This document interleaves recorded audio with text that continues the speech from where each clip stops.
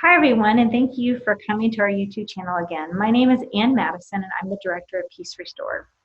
We're a nonprofit that works with women that have been through various difficult experiences, and we focus on the aspects of abuse, trauma, and grief.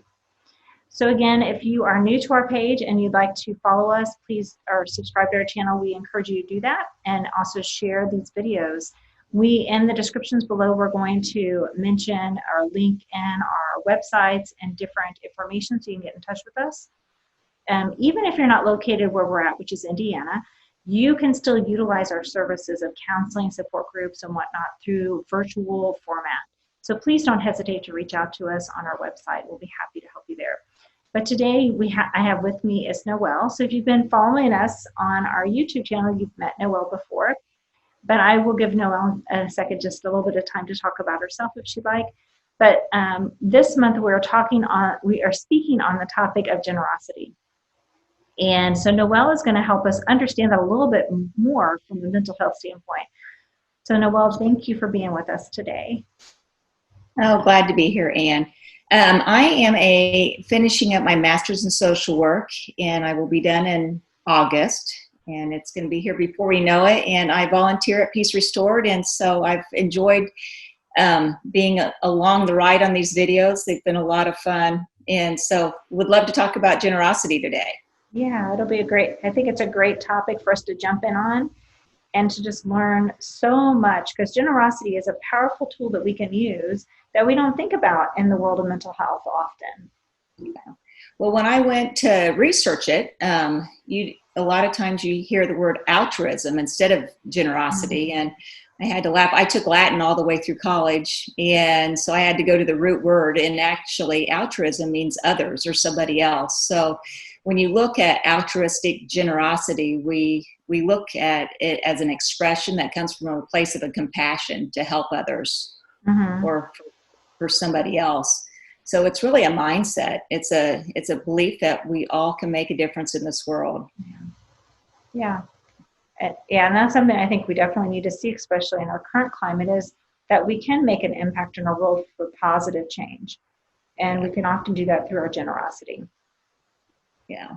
So the fun thing was the science, just digging into the research with science. I mean, there is so much that's been done on behalf of altruism or generosity. And much like when we did our series on encouragement, generosity has a physiological effect on the body. One researcher called it an anti-anxiety elixir. So I wonder where we can find that in the store. But yeah, it's... So it definitely has a direct impact by the chemicals that generosity produces. And one is oxytocin. We call that the love hormone.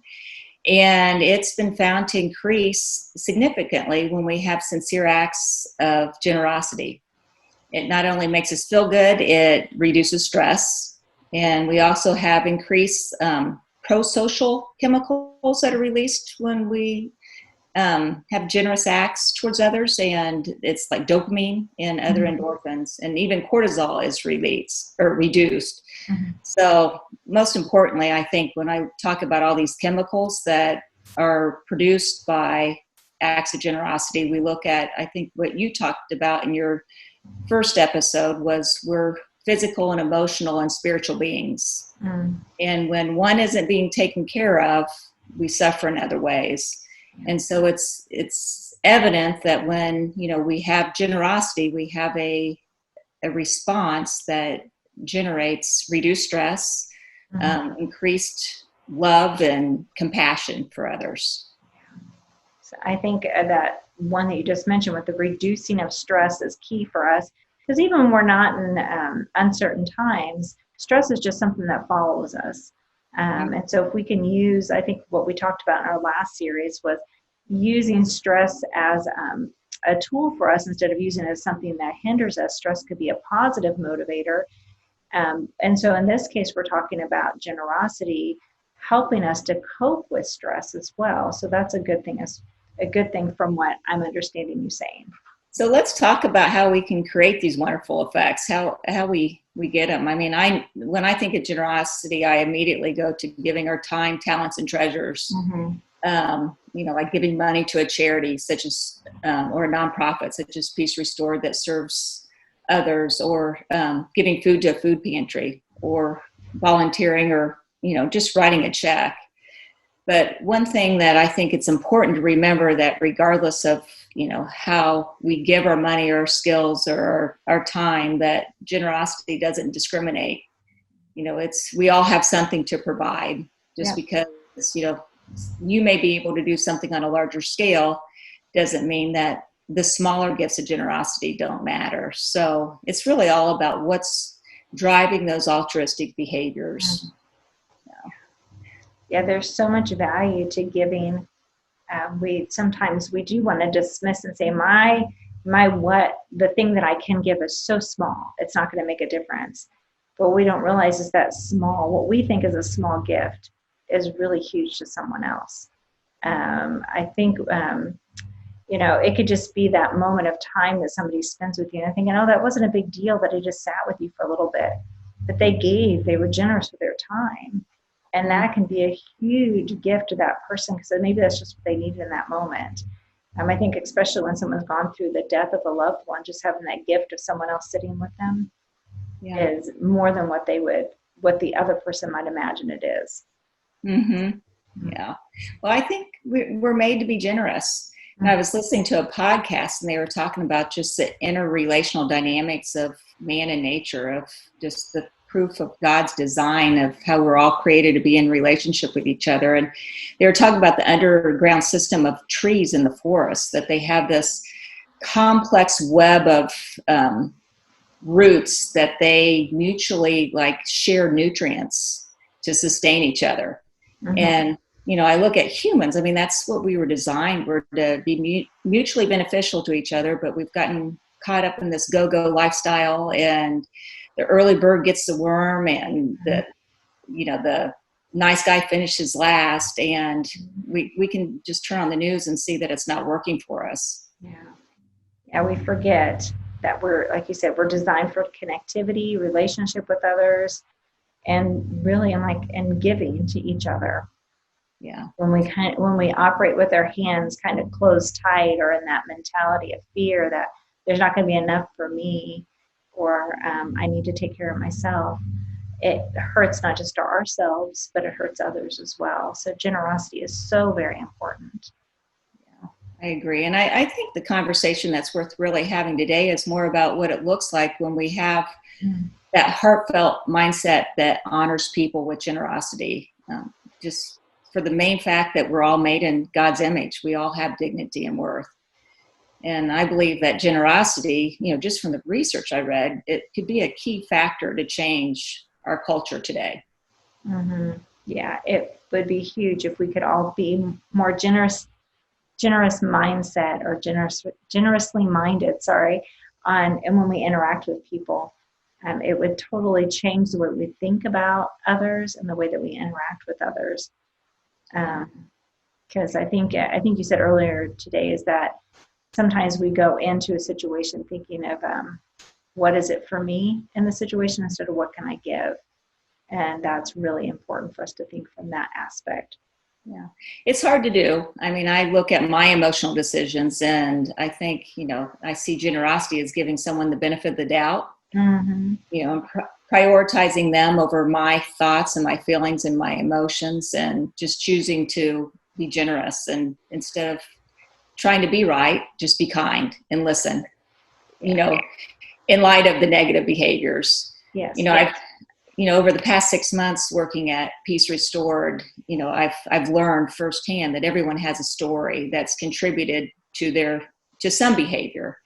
And there's a good reason why they act the way they do. And so often we don't know that. And so we just got to be gentle. And, sometimes that conversation is, maybe just softening our posture and just listening. Like you said, just sitting down beside someone and, listening and not talking in it all. Yeah, being generous with our time and just our thought process, not putting that person in a box, making assumptions, and just giving them that generosity of thought is powerful.